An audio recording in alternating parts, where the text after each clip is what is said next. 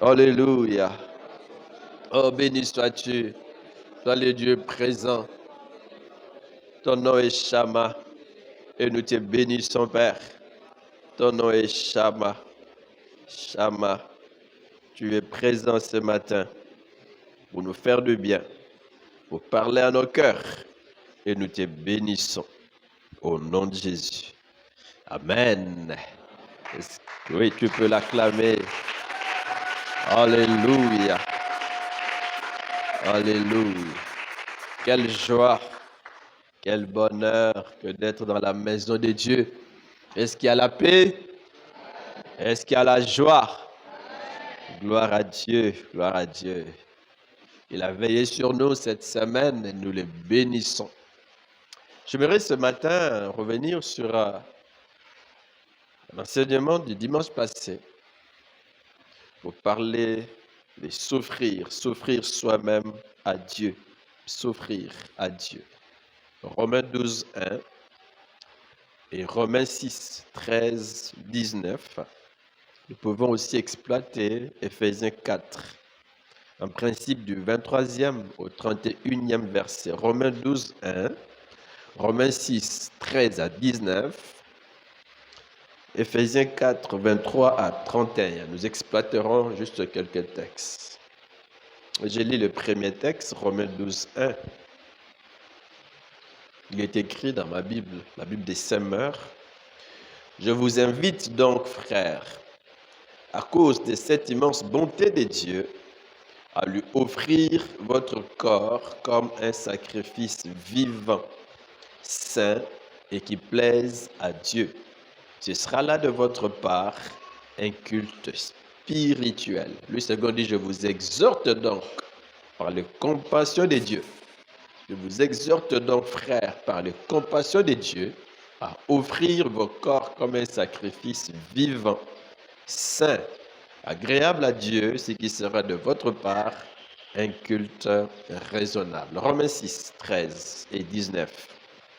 Ne livrez pas vos membres au péché comme des instruments d'iniquité, mais donnez-vous vous-même à Dieu comme étant vivants des morts que vous étiez, et offrez à Dieu vos membres comme des instruments de justice. Verset 19.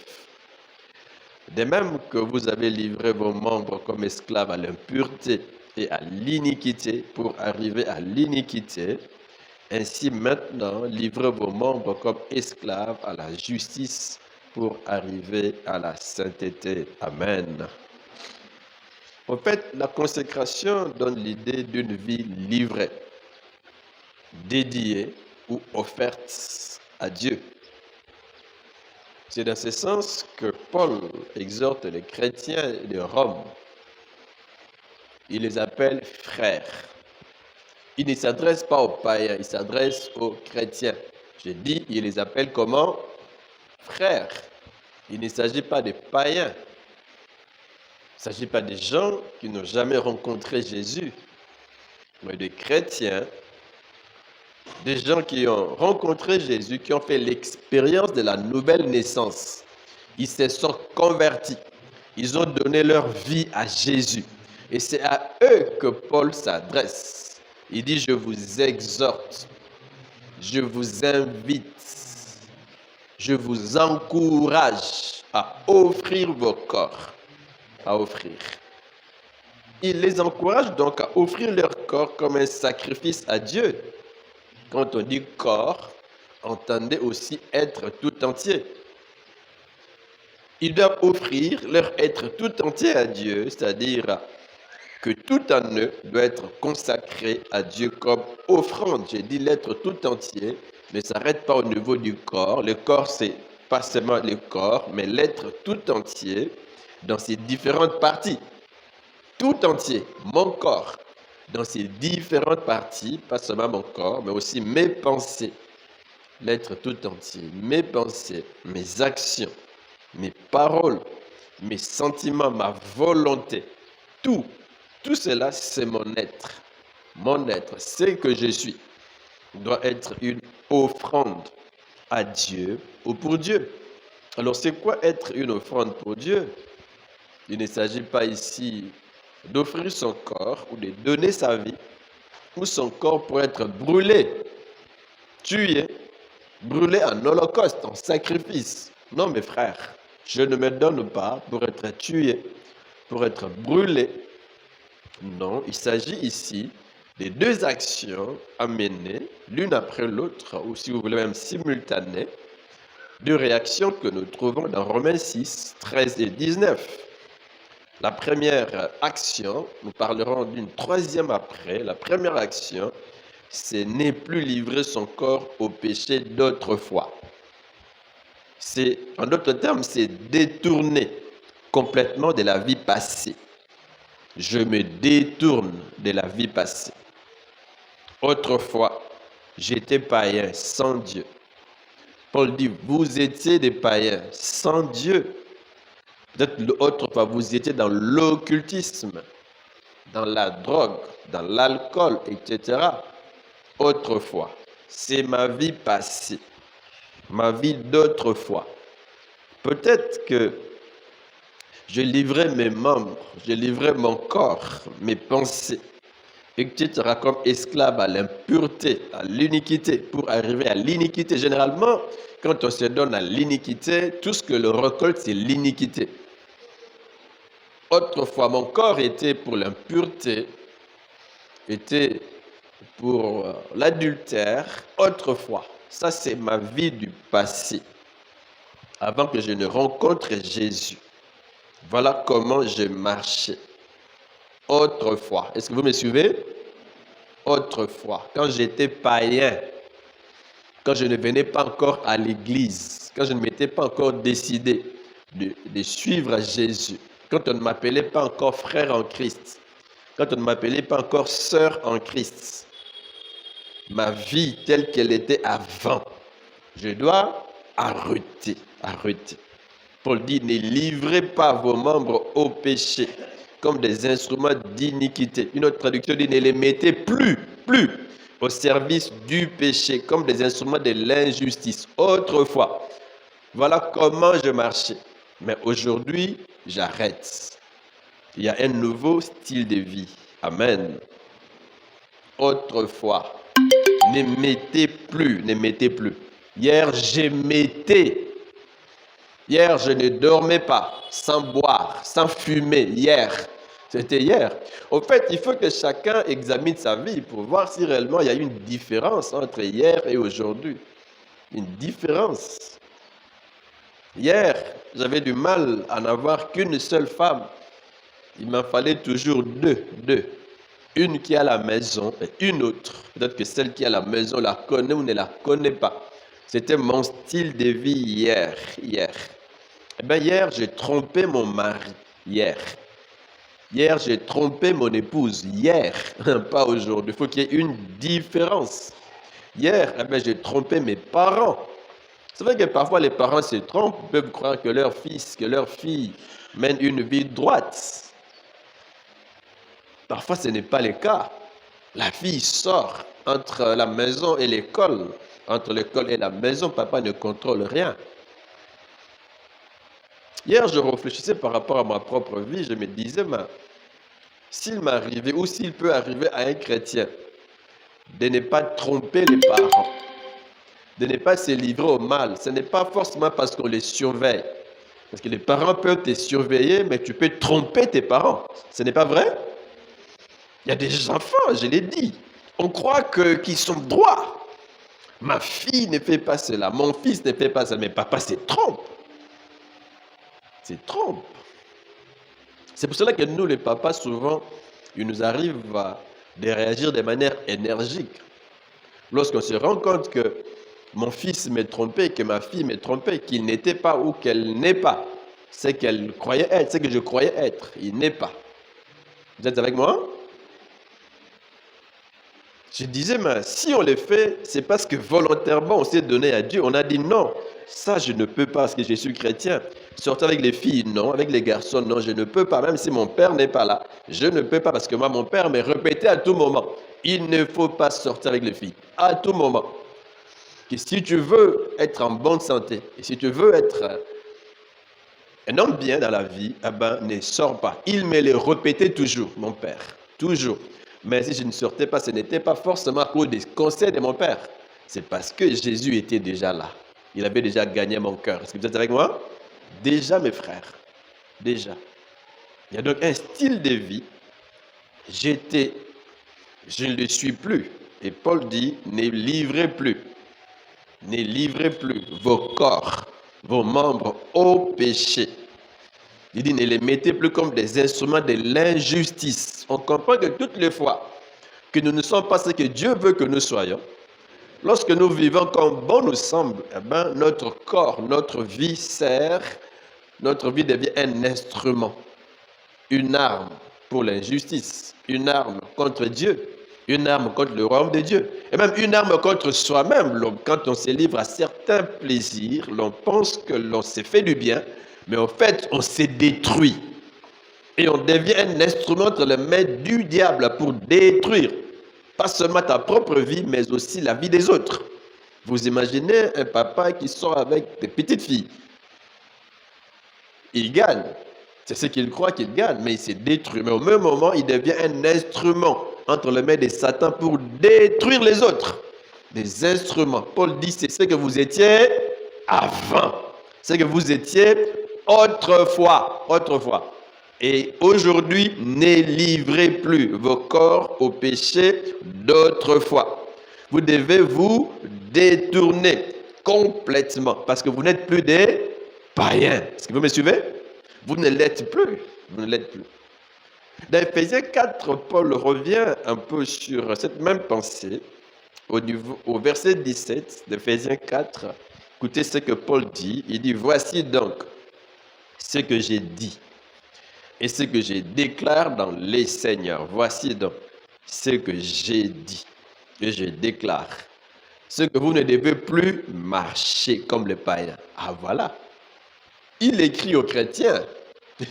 Il dit, vous ne devez plus marcher comme les païens. Les païens ont un style de vie qu'il décrit. Au verset 18, 19, ainsi de suite. Et même ailleurs, dans ses épîtres. Ils ont un style de vie. Ce qui est péché pour le croyant ne l'est pas pour le païen. Le païen est libre de corrompre, ça ne lui fait rien. Vous connaissez ce qu'on appelle la réaction de ôte-toi que je m'y mette. La réaction de neutralisation en chimie. Ôte-toi de là que je m'y mette. Ça se passe autour de nous. Ça se passe dans nos entreprises. Ôte-toi de là, je suis prêt. À te tuer, à t'empoisonner pourvu que j'occupe ta place. Pourvu que tu ne me gênes plus. Pour un païen, c'est normal. Tu me gênes. Tu me gênes. Et il y a même plusieurs lois, loi du pouvoir, loi du leadership, quelques lois qui ne sont pas bibliques. Les leaders peuvent tout faire pour étouffer. Étouffer. Plusieurs lois. Contre la vie, pour les païens, c'est normal. Tuer, c'est normal. Empoisonner, c'est normal. Neutraliser son adversaire, c'est normal. Le croyant aime son adversaire, aime son ennemi. Le croyant prie pour son ennemi, n'est-ce pas? C'est vrai qu'il s'égare, parce qu'il faut être prudent, mais il prie pour lui. Le croyant n'a pas de mauvaises pensées contre son ennemi, mais les païens, c'est normal. Tu es mon ennemi, je t'attaque. Je fais tout pour te renverser, je fais tout. Pas d'amitié. Ça, c'est le principe du monde. Et Paul dit, vous ne devez plus marcher comme les païens. Vous ne devez plus vous conduire comme les païens. Ne plus vivre comme eux. Ne plus penser comme eux. Ne plus parler comme eux. Je dis qu'il y a donc une différence entre le style de vie d'un chrétien et celui d'un païen. Paul dit, n'est plus. Vous devez vous débarrasser, dit notre version, vous débarrasser de votre ancienne manière de vivre, celle de l'homme que vous étiez avant. Vous devez vous en débarrasser. Vous devez laisser votre vie d'autrefois, votre ancienne manière de vivre, votre vie avant de devenir chrétien. Aujourd'hui, vous êtes des chrétiens, mais ce que vous avez été hier, vous devez vous en débarrasser. Au verset 22, il dit, avant, vous étiez plein de désirs trompeurs qui vous détruisaient avant. Il donne juste un exemple de ce qu'ils étaient avant. Mais nous savons nous-mêmes ce que nous avons été hier. Nous le savons. Nous savons ce qu'est un style de vie d'un païen. Il dit, vous étiez plein des désirs trompeurs qui vous détruisaient. Eh bien, ce que vous étiez avant, il faut vous en débarrasser. Comme d'un vieux vêtement, un vieux vêtement. Vous devez vous en débarrasser. Vous savez qu'on a tous un vieux vêtement, un vieux. Je ne parle pas de ces vêtements, n'est-ce pas, dans vos placards. Je ne parle pas de ces vêtements que vous ne portez plus. Mais en fait, on a tous un vieux vêtement. Notre ancienne vie. Notre ancienne vie. Le vieil homme. Notre ancienne manière de vivre. L'homme ou la femme que nous étions autrefois. Ces vieux vêtements, nous devons nous en débarrasser, nous en dépouiller. Il faut l'enlever, ces vêtements, l'enlever. Vous savez qu'un vieux vêtement sent mauvais, n'est-ce pas vrai? Usé, usé. Il ne faut plus le recycler. Non, il ne faut plus le recycler. Non, il ne faut plus le réemployer. Non, il faut le jeter. On le débarrasse. On ne se recycle pas. On a changé kaka. On a changé. On a kosilika mingi kala. On a kosilika mukia. On a kozwa basi mi balé. Mi set on a peut-être mi balé. On a wana. C'est pas un recyclage. La vie chrétienne, je l'ai déjà dit, ici n'est pas une vie changée. C'est pas une vie qu'on a modifiée. On m'a modifié un peu, non? C'est une vie échangée. Échangée. Échangée. Christ a pris ma vie. Il m'a donné la sienne. Échange, échange. Moi, je lui livre mon corps. J'enlève ces vieux vêtements. C'est que j'étais hier. Je l'enlève. Ces vieux vêtements. Ces vieux vêtements. Donc ça, c'est le premier élément de réponse. La première action. C'est quoi être une offrande? Pour Dieu, c'est trancher. Tracer une ligne. Je ne dois plus être ce que j'étais hier. J'enlève mon vieux vêtement. Je l'ai déjà enlevé et je l'enlève. Je ne peux plus le porter. Après 5 ans, 10 ans de vie chrétienne, après 100 ans, eh bien, je ne porte plus ces vieux vêtements usés, ces vieils hommes. Non, non. Mais si je ne porte plus, c'est que je dois porter un autre habit. C'est ça, en fait, la deuxième action. Porter un nouvel habit, un nouveau vêtement, en fait, c'est se donner soi-même à Dieu. Je me livre moi-même à Dieu. Je me donne à Dieu pour ce qui est juste. Je mets mon corps, mon être tout entier au service de Dieu, au service de la justice. Service. Avant d'aller loin, je vais ouvrir une parenthèse ici. Lorsqu'on se convertit, en fait, on se détourne de l'injustice. On donne le dos à notre vie passée. Dos. Mais lorsqu'on s'est converti, se consacrer maintenant, c'est se tourner vers Dieu pour la justice. Je me tourne vers Dieu. Là, je me détourne de ma vie passée du péché. Je me détourne. Je dis non. Toi, non. Joséphine, non. Voler, non. Tout ça, non, non, non, non, non. Je me détourne de l'injustice et je me tourne vers Dieu pour la justice. C'est la deuxième action ici. Mon corps au service de la justice. Romains 6, 13, partie B. Livrez-vous vous-même à Dieu comme des morts revenus à la vie et mettez, intéressant, vos membres à son service comme des instruments de la justice, comme des outils entre les mains de Dieu, comme des armes entre les mains de Dieu. Livrez-vous vous-même, volontairement, je reviendrai. C'est de manière volontaire qu'on se livre. On ne nous force pas. Moi-même, je dis, Seigneur, désormais, j'aimerais marcher avec toi. Prends mon corps pour toi, mes yeux pour toi, mes mains pour toi, mes mains, mes pieds pour toi, mes pieds. Il ne doit plus courir vers le mal, mes pieds pour toi. Plus dans les débits de boissons, mes pieds pour toi, mes pieds pour toi, mes pieds pour toi, mes pieds. Il ne peut plus aller n'importe où, non, c'est pour toi. Plus pour l'iniquité, mais maintenant pour la justice. Mes mains pour toi, mes mains. Pas pour répandre les sangs, pas pour tuer, pas pour voler, pas pour toucher n'importe quoi, mais pour toi. Mon corps, mes yeux, ma bouche, mes pensées, ma force pour toi. pour toi. Livrez-vous vous-même à Dieu volontairement. Surtout que nous ne nous appartenons plus. C'est pour ça que Paul dit à cause de compassion. Dieu a déjà travaillé. Dieu vous a lavé. Il vous a sauvé. Il a manifesté son amour envers vous pour vous retirer du péché. Vous ne vous appartenez plus. À cause de cela, vous-même, livrez-vous à Dieu. Livrez-vous à Dieu. Amen. La même idée se trouve dans Ephésiens 4. Je lis le verset 24. Et comme si vous mettiez un vêtement neuf, devenez une personne nouvelle. Vous mettez un vêtement neuf.